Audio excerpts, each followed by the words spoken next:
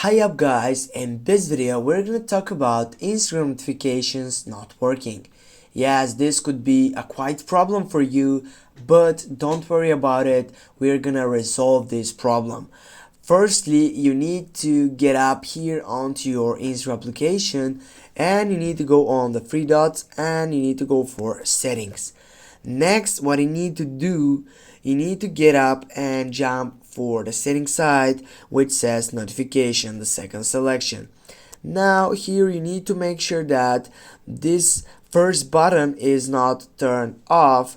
If it's turned off, you need to go and turn it on, or simply if it's turned on, that means that you're gonna pause all these notificational settings, and if it's turned on, for example for 1 hour, that means that all these notifications are paused for 15 minutes or 1 hour. I don't know how do I change that section. And now when it's that for it, you need to get off from your Instagram and go to your settings side on your phone. Now you need to go for applications and go for manage applications.